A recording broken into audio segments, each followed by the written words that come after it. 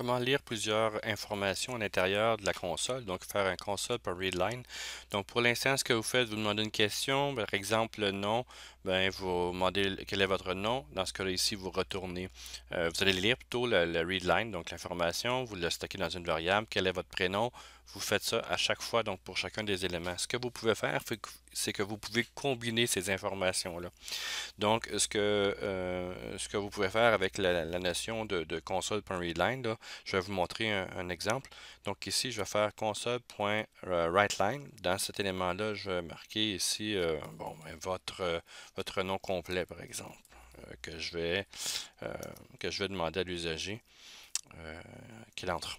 Et dans ce cas-ci, bien évidemment, ça va prendre console.readline, donc qui va être là. Et dans cette information-là, bien l'usager va pouvoir entrer son nom complet et je vais faire string nom complet est égal à console.readline ici.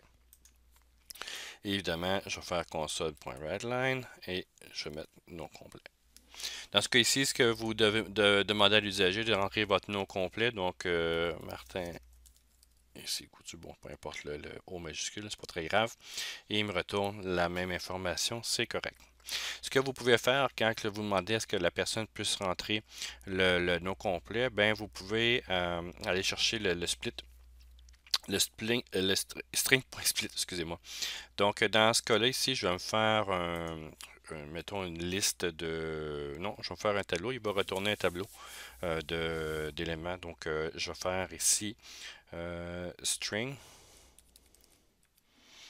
comme ça. Mettons nom avec un S.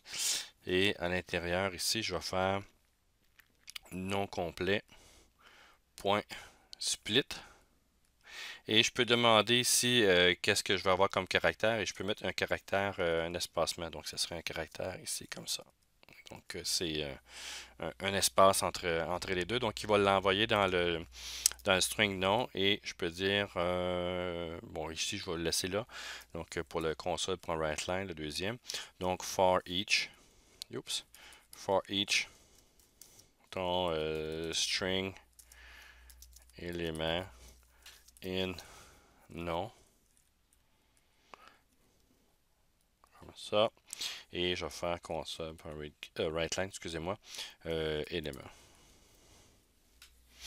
Et si je demande à l'usager de rentrer son nom complet, donc Martin, voyons, je l'ai mis avec mon O, Couture ici, le nom est là, et j'ai Martin et j'ai Couture qui étaient sortis pour chacun des éléments. Donc, vous pourriez dire ici que c'est, vous allez chercher les éléments espacés en utilisant un split, en espérant que la personne a rentré seulement qu'un espace. Donc, c'est sûr que si la personne rentre deux espaces, mais là, c'est plus le même caractère. Ce que vous pouvez faire ici, c'est entrer votre nom complet avec un séparateur comme virgule, par exemple, séparateur, avec un séparateur virgule.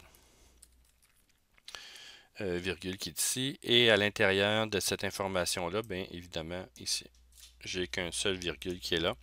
Et ce que vous pouvez faire ici pour les informations, bien, je vais rentrer la même information et vous avez Martin, virgule, Couture et j'ai l'information qui est séparée comme ça.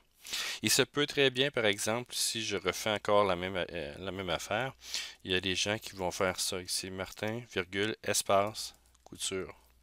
Et vous avez l'espace qui se trouve être ici.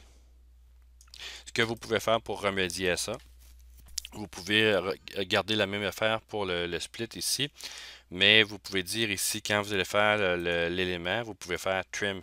Oups, j'étais en mode exécution encore.